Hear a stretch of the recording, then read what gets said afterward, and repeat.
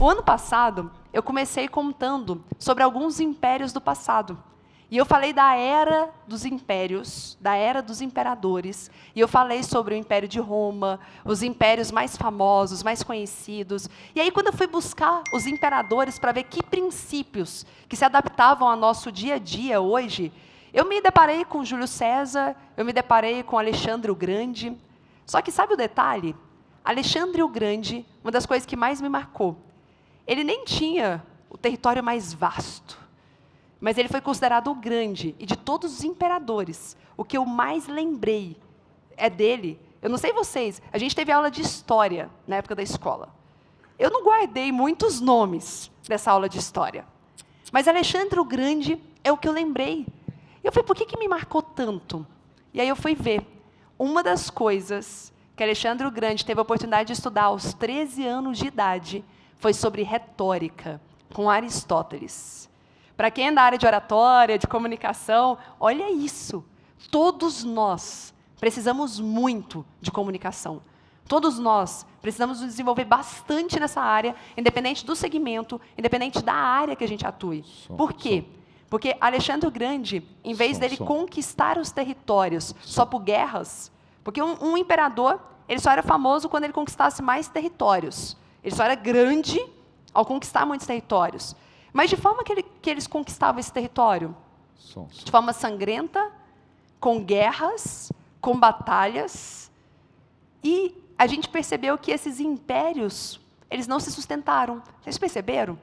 Hoje a gente não escuta mais falar sobre isso.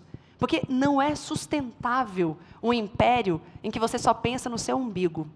Não é sustentável um império em que você só pensa em você. Você precisa pensar no outro. Ontem eu trouxe a Broadway, e aí a gente foi trazendo o Império Broadway. Ele fica o tempo todo pensando no cliente dele. Ele ganha como consequência, mas ele fica pensando o que as pessoas querem, quais são as necessidades, quais são os desejos, e de quebra ele ganha.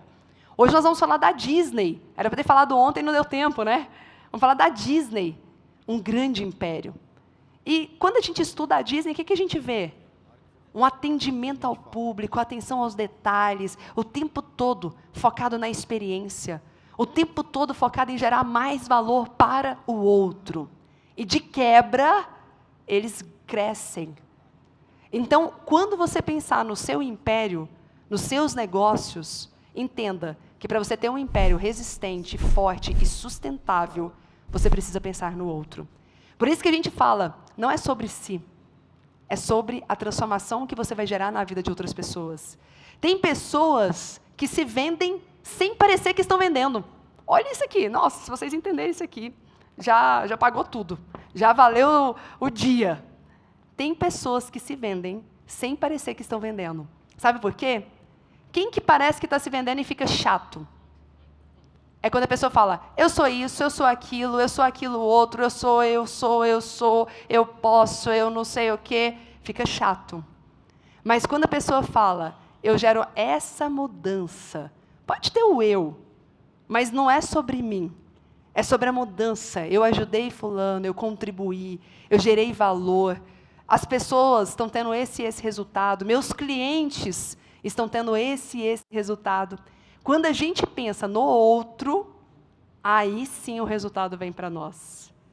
E eu quero desafiar vocês. Toda empresa tem meta, não tem? A empresa de vocês está com meta? Sim ou não? Se não tiver, já está ruim, hein? Tem que ter meta. Toda empresa tem que ter meta. Só que o detalhe é, geralmente a gente tem meta sobre nós. Meta do nosso faturamento, e sim, tem que ter também.